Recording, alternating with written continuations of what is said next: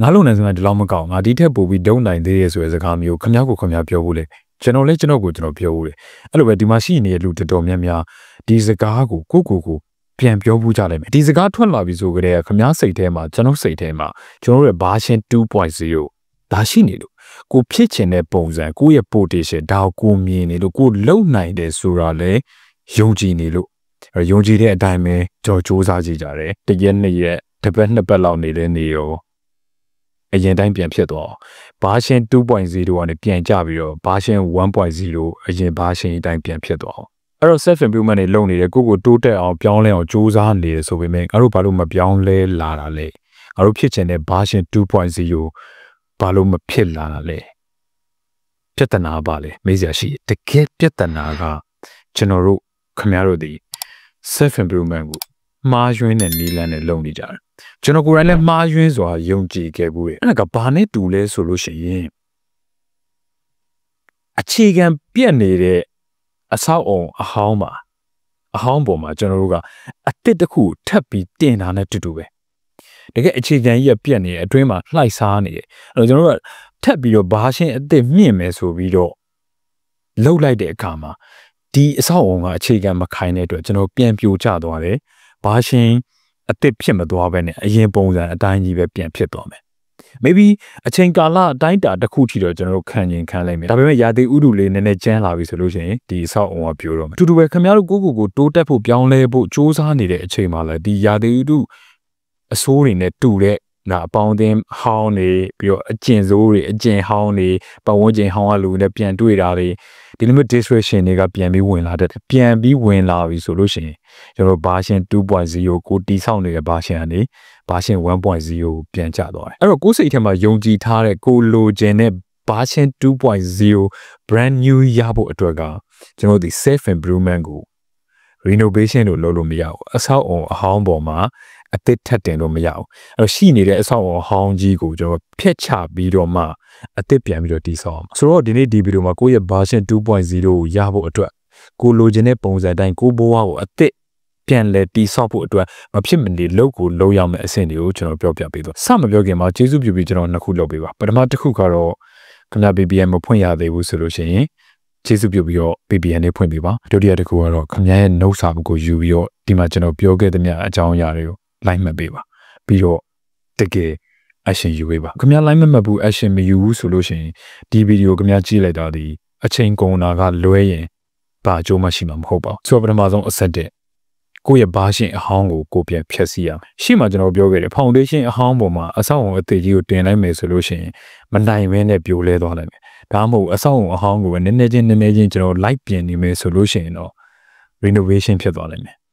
အဟောင်းယူဟိုနာစေတုတ်ဒီနာစေတုတ်အဲ့တော့ကျွန်တော်တို့ဒီ renovation မဖြစ်ချင်ဘူး version 2.0 ကိုယုံကြည်ထားတဲ့ကိုယ့်ရဲ့ full potential ကိုရောက်ချင်တယ်ဆိုလို့ရှိရင် version အဟောင်းကြီးကိုတက်ပြလိုက်ဒီနေရာမှာလူတော်တော်များများကအတိတ်မှာပိတ်မိတက်ကြတယ်ပေါင်းနေကြလူတွေနဲ့ပေါင်းနေသွားနေကြနေရာတွေသွားတယ်လုံနေကြအကျဉ်ဆိုးတွေအကုန်လုံးလုပ်တယ်ကိုပြန်ပြောနေစကားကလည်းငါအရင်နဲ့ဒီလိုပါပဲလေငါပြင်းပဲငါဘတူပဲငါတော့ဘလို့ပဲဒီလိုမျိုး identity အဟောင်းကြီးအရင်တော့ဘာရှင်အဟောင်းကြီးကိုပြန်ပြီးတော့ဖတ်တွေ့တချို့ကြောင့်လည်းရှိသေးတယ်ကိုဘာပြောလဲဆိုတော့ငါနောက်ကျနေပါပြီငါအသက်ကြီးသွားပြီငါအတိတ်မှာစိုးခဲ့တာပဲငါကိုမှပြောင်းလဲလို့မမီလောက်တော့ဘူးအဲ့တော့ခင်ဗျစဉ်းစားကြည့်ဗျဒီနေ့အသက်ငယ်ဆုံးပဲမနှက်ပြန်လာပြီဆိုလို့ချင်းခင်ဗျဒီနေ့တဲ့အသက်ပိုကြီးသွားမယ်အဲ့တော့ခင်ဗျဒီတိုင်းပဲဆက်ပြီးတော့တွေးနေငါအသက်ကြီးသွားပြီလေပြောင်းလဲဖို့မမီနိုင်တော့ဘူးအရင်တော့ငါအချိန်နေဖြုံးခဲ့မိတာနောင်တရတယ်ဘာညာကွီးကွဆိုပြီးတော့ခင်ဗျအတိတ်ကိုပဲတောက်လျှောက်ပြန်သွားနေမယ်ဆိုလို့ချင်းခင်ဗျဘယ်လိုမှတည်ဆောင်းတာမဟုတ်ဘူးအဲ့တော့အတိတ်ဒီပြီးသွားခဲ့ပြီအတိတ်ကခမည်းကိုဘယ်သူမှစိတ်မဝင်စားအဲ့ကျွန်တော်ပြောပြအတိတ်ကခမည်းကိုဘယ်သူမှစိတ်မဝင်စားဒီစကားခမည်းလက်ခံဖို့ခဲရင်းနေလိမ့်မယ်ဒါပေမဲ့ကျွန်တော်ဥမာပေးမယ်လွန်ခဲ့တဲ့2နှစ်ကျော်လောက်ကကျွန်တော်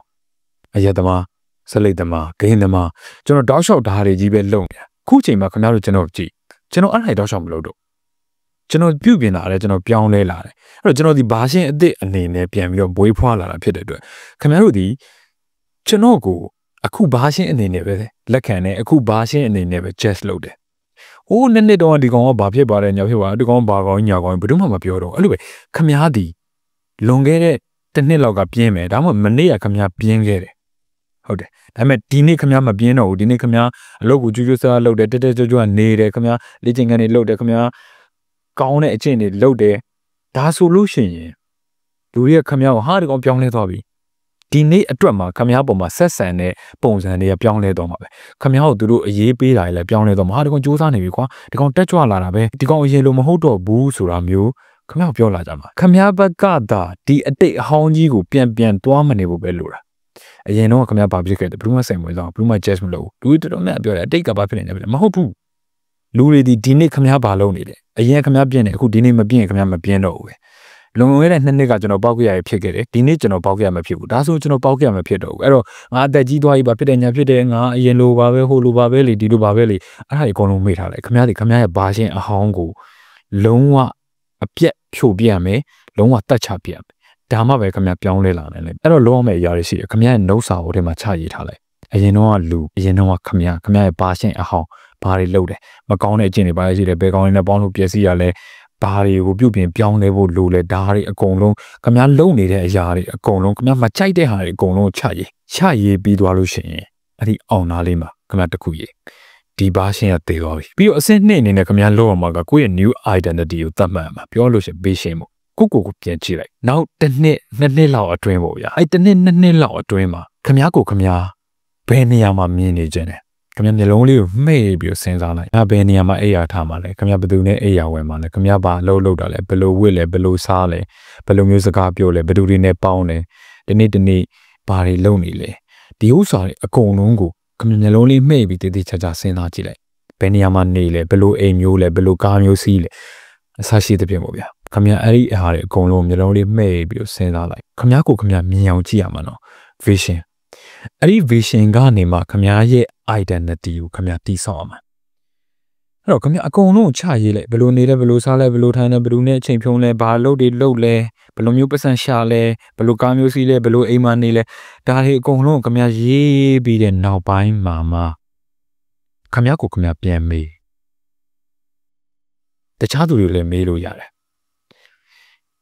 ဘယ်လိုလူမျိုးကဒီလိုဘဝအောင်နေနိုင်မှာလဲအဲ့မှာခမရသိလာလိုက်မယ်ခမရဘယ်လိုလူမျိုးဖြစ်အောင်ကြိုးစားရမလဲခမရရဲ့ identity ကဘာလဲဆိုတာခမရသိလာလိုက်မယ်တခုတော့ခမရသတိထားမယ်ခမရစာအုပ်ထဲမှာချရေးသမျှအရာအလုံးခမရစဉ်းစားသမျှအရာအလုံးဒီခမရရင်ထဲကနေလာတဲ့တကယ်ဆန္ဒအစစ်မှန်ဖြစ်မှာခမရတို့သတင်းတွေမှာတွေ့ဖို့ကြလိုက်မယ်အထူးသဖြင့်ကိုရီးယားဘက်ကအနုပညာရှင်တွေပေါ့သူတို့ကြည့်လိုက်လို့ရှိရင်တော့အပြင်ဘက်လုံးဝအဆင်ပြေတယ်အောင်မြင်တယ်ပျော်ရွှင်တယ်ပြည်သက်တွေတနောင်းပြနဲ့ဖြစ်နေတယ်ဒါပေမဲ့သူတို့ကိုတက်တည်သွားကြတာမျိုးတွေခမရတွေ့ဖို့မယ်ဒါအပြင်လောကတွေမှာလည်းရှိတယ်ဒါဘာကြောင့်ဖြစ်တာလဲဆိုလို့ရှိရင်သူတို့ရင်ထဲက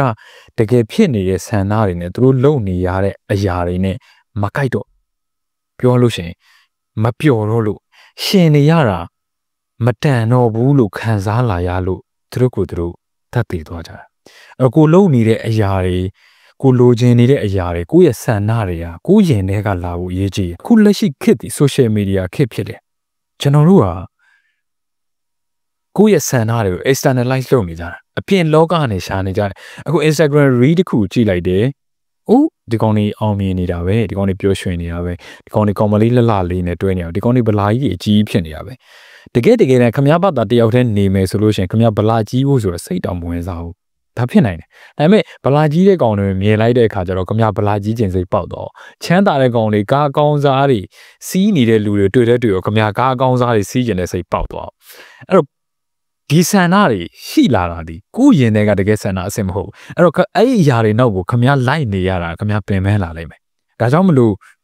ကိုယ့်ရဲ့ vision ပေါ့နော်ဒါကိုတတ်မှတ်တဲ့အချိန်မှာဒီအရာတွေကိုရင်တွေကလာတဲ့ဆန္ဒအစစ်မှန်ဖြစ်ဖို့တော့ခမရတတိထားလေဟုတ်ပြီအခုဆိုလို့ရှိရင်ခ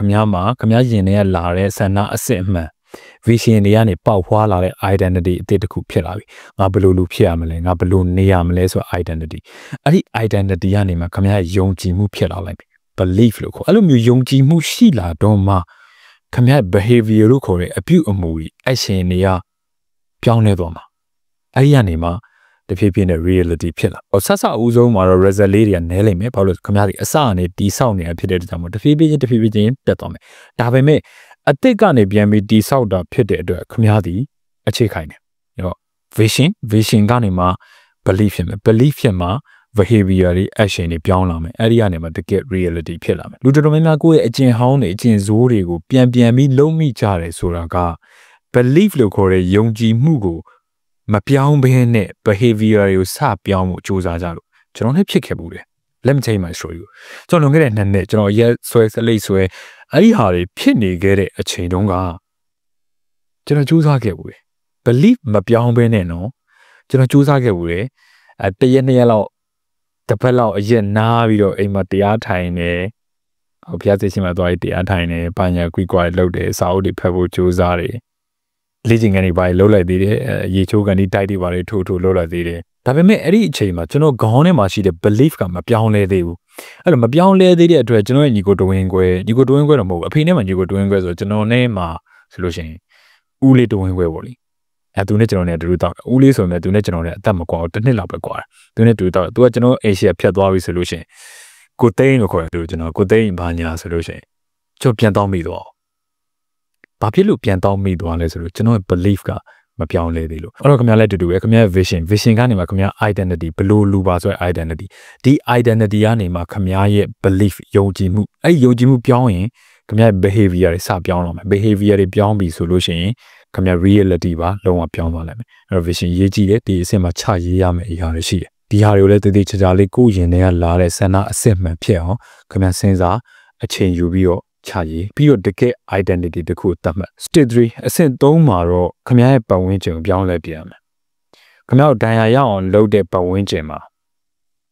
ခင်ဗျာအနာပြောင်းပြန်ကူလို့မရအောင်ခင်ဗျာကြာဆုံးခဲ့တဲ့နေရာမှာခင်ဗျာအောင်မြင်အောင်ပြန်လုပ်ရင်အခက်အခဲတွေအများကြီးရှိ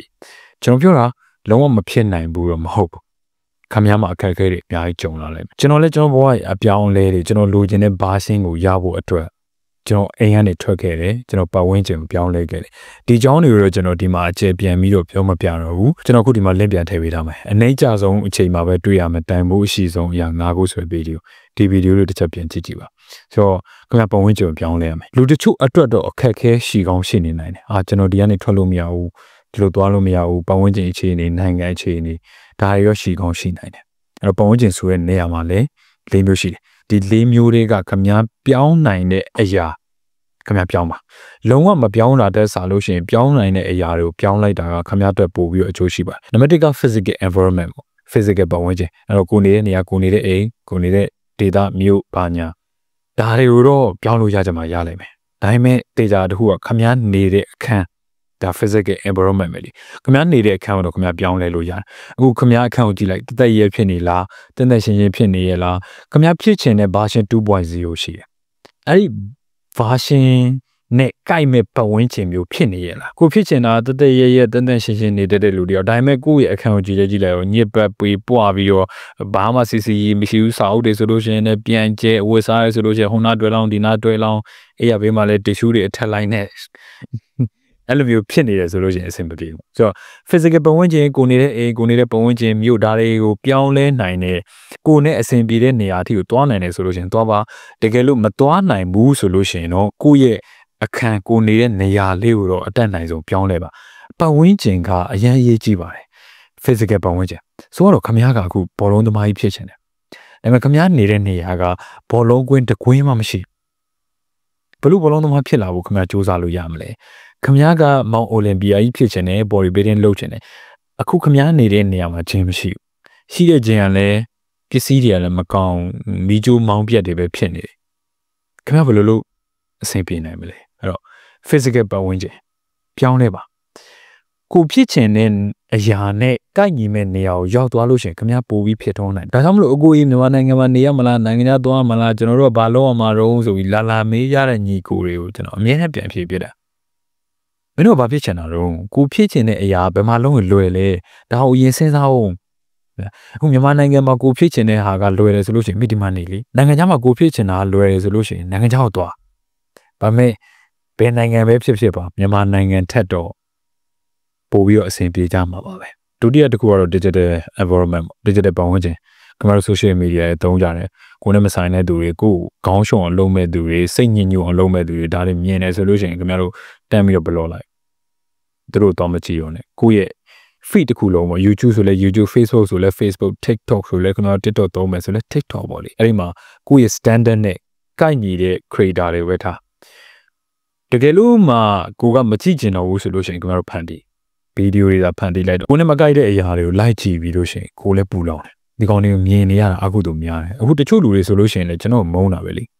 ကျွန်တော်ကြည့်ရတော့သူတို့တော့အကုသို့များတယ်ကျွန်တော်ဆဲနေရတယ်သူတို့တော့အကုသို့များတယ်အဲ့တော့သူတို့လုံနိုင်ရတဲ့ကွာကျွန်တော်မျက်နှာကြီးကိုမမြင်အောင်ကျွန်တော် channel ကိုဘလော့လိုက်လို့ရှိရင်သူတို့ပြီးသွားပြီဒါပေမဲ့သူတို့မလုပ်ဘူးကျွန်တော်ကြည့်ပြီးတော့ဒီနေ့အကုသို့ပွားတယ်ခင်ဗျားတို့အဲ့လိုမဖြစ်စေနဲ့ခင်ဗျားတို့နဲ့မတည့်ဘူးခင်ဗျားတို့မကြည့်ကျင်တော့ဘူးခင်ဗျားတို့ရဲ့ standard နဲ့မကိုက်ညီတော့ဘူးဆိုတဲ့ creator တွေအကုန်လုံးကိုခင်ဗျားတို့ unfollow လုပ်ဒါမှမဟုတ် block လိုက်အဲ့တော့ digital environment ခင်ဗျားတန်ရှင်းဒါတော်ပါတယ်ဆိုတဲ့လူတွေနဲ့ပေါင်းခင်ဗျားပေါင်းကျင်တဲ့သူတွေရှိနိုင်တယ်အခုဆိုလို့ရှိရင်လား social media ခင်ဗျားကြိုက်တဲ့သူနဲ့ပေါင်းလို့ရတယ်ကျွန်တော်ဆိုလို့ရှိရင်နိုင်ငံတကာမှာကျွန်တော်ကြိုက်တဲ့ creator ရှိတယ်သူတို့စီကနေမှကျွန်တော်တင်ယူရတာရှိတယ်ဆိုတော့ကျွန်တော်သူတို့ social media တစ်ခုလုံးရှိနေတာဖြစ်တဲ့အတွက်သူတို့နဲ့တစ်ချိန်လုံးရှိနေတယ်လို့မျိုးကိုကတင်ယူလို့ရတယ် digital environment ဒီ3တန် safe ဖြစ်မယ်မ3တန်ခင်ဗျားတို့အတွက်ဘေးဖြစ်မယ်နံပါတ်3ခင်ဗျား social environment အခုခင်ဗျားတို့နဲ့ပေါင်းနေလဲအဲပေါင်းတဲ့လူတွေထဲမှာမှဘယ်သူတော့ဖြစ်ကိုနဲ့ကြိုက်လဲဘယ်သူတော့ဖြစ်ကိုနဲ့မကြိုက်တော့ဘူးလေကိုမှဖြစ်ချင်တဲ့ version ရှိနေတာအဲ့တော့ဒီကောင်တော့ငါနဲ့မကြိုက်တော့ဘူးဒီလူကတော့ငါနဲ့ကြိုက်တယ်โอเคဒီလူတွေနဲ့ပဲပေါင်းမယ်ဒီလူတွေနဲ့တော့အဆက်တွေလေး short ချလိုက်မယ်နောက်တစ်ဖြည်းဖြည်းချင်းမြင်ပြီးတော့ဖြတ်သွားမယ်အဲ့တော့ကိုဖြစ်ချင်တဲ့ဘာရှင်းနဲ့ကိုက်ညီတဲ့လူတွေပဲထားကိုထက်လောင်တွေးပေးမဲ့လူတွေနဲ့ပဲနေကိုတွန်းအောင်လုပ်မဲ့လူတွေနဲ့မနေနဲ့ပြီးတော့နံပါတ်4အနေနဲ့ရောကိုရဲ့ mental ဒီ mental ကိုလည်းခင်ဗျာပြင်ဆင်အောင်မယ်ကိုစိတ်တင်ပြောနေလားသူများမကောင်းကြောင်ပြောခြင်းလားစိတ်ထဲမှာ negativity တွေများနေလားငါတော့ဟိုလိုဖြစ်တယ်ဒီလိုဖြစ်တယ်စိတ်တွေကျနေလား depression တွေဝင်ကျင်နေရလားဒါတွေအကုန်လုံးဖြောင်းလိုက်တော့ခင်ဗျားစိတ်ထဲမှာထည့်ထားမယ့်အရာတွေကစာအုပ်တွေလားအသိပညာတွေလားဘ ഹു တုဒတွေလားဒါမှမဟုတ်လို့ရှိရင် ideas တွေလားဒါမှတိတ်ဆိတ်ငြိမ်သက်မှုတွေလားဒါတွေပဲခင်ဗျားထည့်ထားတော့အဲ့တော့ဒီအစဉ်လေးတွေကိုသာခင်ဗျားတိတိကျကျလေးလိုက်လို့မယ်ဖြည်းဖြည်းချင်းခင်ဗျားပြင်ဆင်သွားမယ်ဆိုလို့ရှိရင်ခင်ဗျားဘာ motivation မှမလို့ခင်ဗျားဒီပတ်ဝန်းကျင်ကိုပြောင်းလိုက်ယုံနဲ့ခင်ဗျားဘဝရဲ့တဖြည်းဖြည်းချင်းပြောင်းလာအဲ့တော့ဘဝကျင်ဆိုတဲ့နေရာမှာလည်းကိုပြောင်းနိုင်တဲ့ဘဝကျင်ဒါကိုပြောင်းမပြောင်းနိုင်တာကြီးကိုအတင်းလှုပ်ယူပြီးတော့စိတ်ညစ်မခံနဲ့ကြအခုဆိုလို့ရှိရင်အဆင့်၄ကိုရောက်လာတယ်အဆင့်၄ပါခင်ဗျာ routine တွေကိုသတ်မှတ်ကျွန်တော်ဝန်ခံပါတယ်ကျွန်တော် routine တွေပေါ်မှာတိတ်ပြီးတော့ယုံကြည်မှုမရှိခဲ့ကျွန်တော်လှုပ်ချင်လို့ရှိရင်ဖိလှုပ်ချလိုက်တယ်အေးကြီးတွေပြက်ပြီးနောက်နေ့မနက်မိုးလင်းတဲ့အထိကိုအလုပ်လုပ်ရတာမျိုးရှိတယ်ခါလေကြလို့ရှိရင်မလုပ်ချင်တော့ဘူးဆိုပြီးတော့လုံးဝအိတ်နေတာမျိုးရှိတယ်အဲ့ဒါရမကောင်းခင်ဗျာ routine တွေတတ်မှတ်မယ်အဲ့ routine ကိုခင်ဗျာအပိုင်း၃ပိုင်းမနက်ခင်းမိုးလင်းရင်ဒါဘာလုပ်မလဲဒါခင်ဗျာစဉ်းစားမှာသူများတွေစီက copy ကူးဖို့မကြိုးစားနိုင်တော့တချို့ online ပေါ်မှာပြနေတဲ့ routine တွေက fake တွေသူတို့တော့တကယ်အဲ့လိုမျိုး line မလုပ်နိုင်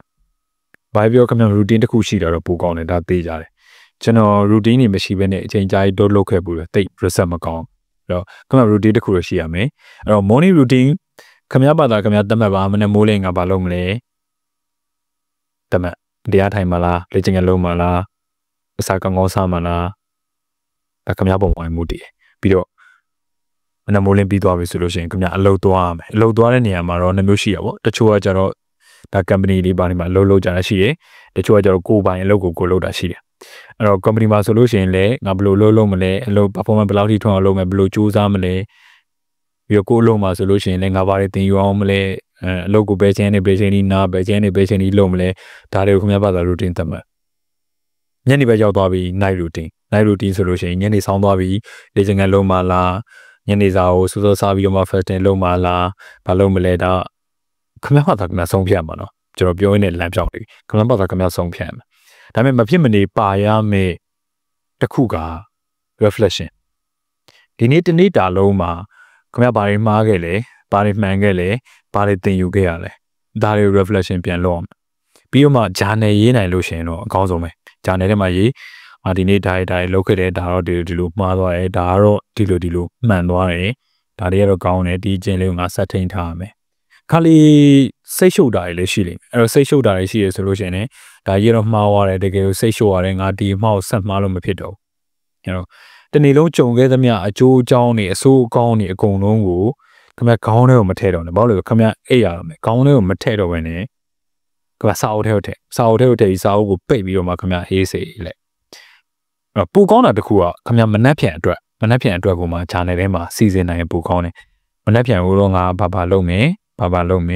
နေကင်းပိုင်းဘာလုပ်ရမယ်ညနေပိုင်းဘာလုပ်ရမယ်ဆိုတော့မျိုးကမှတခါတည်းစီစဉ်နိုင်တော့ပို့ကောင်းတယ်ဒါတော့ရုပ်တရက်ကြီးဖြစ်မှာမဟုတ်ဘူးကမှတဖြည်းဖြည်းချင်းအကျင့်လုံသွားရင်းနဲ့မှနောက်ပိုင်းမှာစနစ်ကျလာလိမ့်မယ်အဲ့တော့ routine မရှိလို့တော့မဖြစ်ဘူးခင်ဗျာ routine မရှိဘူးဆိုလို့ရှိရင်တောင်ရောက်မြောက်ရောက်နဲ့ခင်ဗျာလဲနေလိမ့်ခင်ဗျာရဲ့ version 2.0 new version ဖြစ်လာဖို့အတွက်နောက်ဆုံးစစ် living as the new you ကိုဖြစ်ချင်တဲ့လူပုံစံအတိုင်းကိုစပြီးတော့နေရတော့မယ်အဲ့တော့ဒီဘက်ကိုမပြောခင်မှာဗီဒီယိုခဏလေးရက်ပေးပါရက်ပြီးတော့ကျွန်တော်ရဲ့ပထမဆုံးဗီဒီယိုဒီ channel ရဲ့နော်ပထမဆုံးဗီဒီယိုတွက်ကြည့်ပေးပါခုဆိုလို့ချင်းခင်ဗျာတွက်ကြည့်ပြီးနေတွေ့အဲ့ဗီဒီယိုမှာခင်ဗျာတွေ့လိုက်မှာစချင်းပါပဲအားလုံးမင်္ဂလာပါကျွန်တော် channel လေးရဲ့ကြိုဆိုလိုက်ပါရဲ့ဘာညာကွီးကွာတွေဒီမှာမလို့ငါတို့အတွက်အချိန်မရှိဘူးဆိုပြီးကျွန်တော်စပြီးပြောလိုက်တယ်အဲ့တော့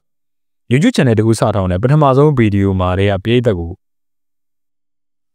ငါတို့ဒီမှာတိုင်းမလုပ်ဘူးမျိုးငါတို့အတွက်အချိန်မရှိဘူးလူငယ်တွေအတွက်အချိန်မရှိဘူးဘယ်သူကပြောမှလဲဒီအချိန်မှာဆက်စဦးဆုံးဗီဒီယိုတင်တဲ့လူတော်တော်များများပြည်သက်ကကိုယ်ကိုမကြိုက်မှကြောက်နေပြည်သက်နဲ့အတိုက်ခံဖြစ်မဲ့စကားလည်းမပြောဒါပေမဲ့ကျွန်တော်ရဲ့ belief ကျွန်တော်ယုံကြည်ချက်ကယုံကြည်မှုကငါဒီ YouTuber ပဲငါဒီ YouTuber ဖြစ်နေပြီဖြစ်ရမယ်ကောင်ဖြစ်နေပြီလို့ကျွန်တော်ခံယူထားတာအဲ့တော့ကျွန်တော်ခံယူထားတဲ့အတိုင်းကျွန်တော်ရဲ့အသစ်ဘာရှင်အတိုင်းကျွန်တော်စကားစပြီးတော့ပြောပြီ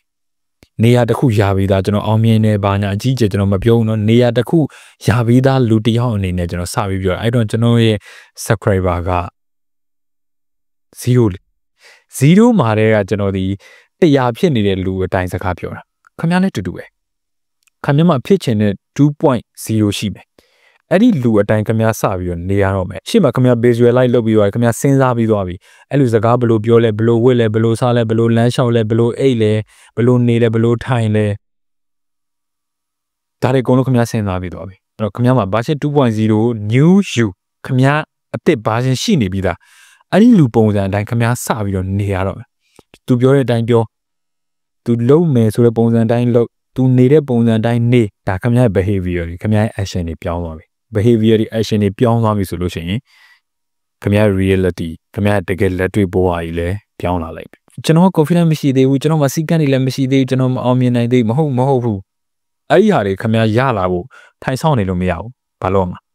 action ယူရမှာအဲ့တော့ action ယူမယ်ဆိုလို့ရှိရင်လည်းခင်ဗျားဖြစ်ချင်တဲ့လူပုံစံအတိုင်းခင်ဗျားစပြီးတော့ action ယူခင်ဗျား reality ပါလုံးဝပြောင်းသွားလိုက်ပြီဆိုတော့ bonus stage ပေါ့နော် bonus stage အဆင့်5ပြီးသွားတဲ့နောက်မှာbonus stage အနေနဲ့ကမ္ဘာပြန်ပေးရမယ် becoming a man of value ကိုလေတန်ဖိုးရှိတဲ့လူတယောက်ဖြစ်လာဖို့အခုခင်ဗျားဖြစ်ချင်တဲ့လူအဲ့လူကဘယ်လိုပုံစံလဲခင်ဗျားသိမယ်ခင်ဗျားအကြောင်းဆရာဖြစ်ချင်တယ်ဆိုလို့ရှိရင်လည်းခင်ဗျားဒီအကြောင်းဆရာဖြစ်အောင်လုပ်ရတော့မှာအဲ့တော့လုံနေရင်ကိုင်နေရင်းထဲမှာသွားခဲ့တဲ့လမ်းတစ်လျှောက်လုံးမှာခင်ဗျားပေးနိုင်တဲ့အရာတွေကိုပြန်ပေးခဲ့ပါဓမ္မကျောင်းစာနဲ့ပတ်သက်ပြီးကလေးတို့စာဘလို့သင်ရလဲဘလို့လုံးရလဲဒါနဲ့ပတ်သက်ပြီးခင်ဗျားလေးလာရသမျှအကုန်လုံးကိုပြန်ပြီး share ပေးခဲ့ပါခင်ဗျားရဲ့ society ခင်ဗျားရဲ့ပတ်ဝန်းကျင်ဒီຢာတွေကိုပြန်ပြီးပေးခဲ့ပါအခုကျွန်တော်တို့ဆို self improvement ဗီဒီယိုတွေလုပ်တယ်ကျွန်တော်ဂျာနီရှိတယ်ကျွန်တော်မှာရည်ရွယ်ချက်တွေရှိတယ်ရည်မှန်းချက်တွေရှိတယ်အဲ့ဒီလမ်းတောက်လျှောက်မှာလဲကျွန်တော်ခင်ဗျားတို့ပြန်ပြီးပေးခဲ့တယ်ဒီလိုပဲခင်ဗျားဖြစ်ချင်တဲ့လူကိုခင်ဗျားတီဆောက်နေရင်းနဲ့မှခင်ဗျားရဲ့ society ခင်ဗျားပတ်ဝန်းကျင်ဒါကိုတန်ဖိုးတွေအများကြီးပြန်ပေးခဲ့တဲ့လူတစ်ယောက်ဖြစ်ပါစေbecoming a man of value ပေါ့ဆိုတော့ဒီနေ့ဒီဗီဒီယိုလေးကဒီလောက်ပါပဲဒီဗီဒီယိုလေးကအကျိုးရှိရဲဆိုလို့ရှိရင်တကယ်ကြားဖို့လိုအပ်နေတဲ့ဝယ်တငယ်ချင်းတွေရှိကို share ပေးပါဗီဒီယို like comment လုပ်ပြီးတော့ channel လေးကို subscribe လုပ်ခဲ့ဖို့လည်းမေ့ပါနဲ့ထုံးစံတိုင်းပဲ step by step do the hard work make it happen